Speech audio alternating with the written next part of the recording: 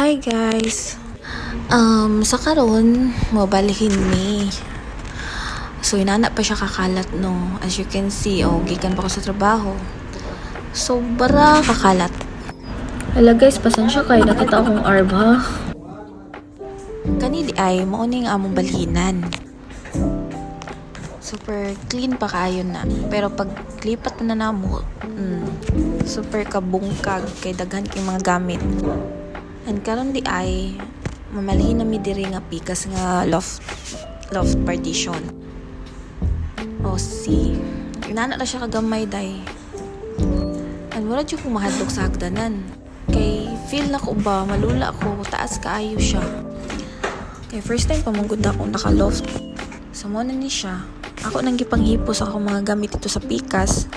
Ug ako gipambutang diri sa bag-o namo nga kwarto. Diyos ko, kapila na ni namong balhino. Hinani dyan kahago basta mo balhinog balay. Pero unsaon man, napadyo'y daghan na akong mga gamit dito sa gawas. Nya ako na lang nang gibana-bana kung asan na ako ipamutang. Sobra kapaspas no ang akong buhat. Charot. Limpyo-limpyo. Unya kay di man dyan ko ganahan nga inana lang siya. So daghan makay kuka ng mga chichiburichi ba.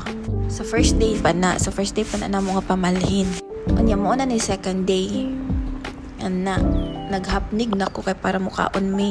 Sa ako mga gilid mo na yung mga sinina na ako nga sobra kadaghan. Napasagawas, wala pa na nahimutang. Kay break time sa namo no, kay kinahanglan na mo mukaon.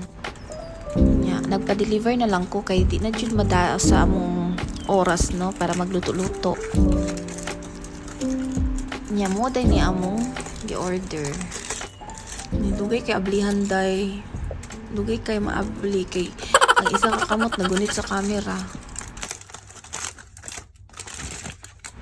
Mao na ni siya among pagkaon. Nag-order na lang mi kay di na gin makaya sa among lawas. Maoran na. Ako yung ipakita ninyo. Mao to. Nag-set up na ko sa camera dito sa atubangan. Mura jud correct uy. Ito guys, sinani jud kahago ang mobalhin og balay no. Sobra. Mura kapila na mi nagbalhin-balhin guys, pero sa riga ra gyud mi nagdugay. Ako na lang ning time lapse kay murag dugay jud kay mi nakahuman anig kaon. Mara to guys. Atangi ang part 2. Bye.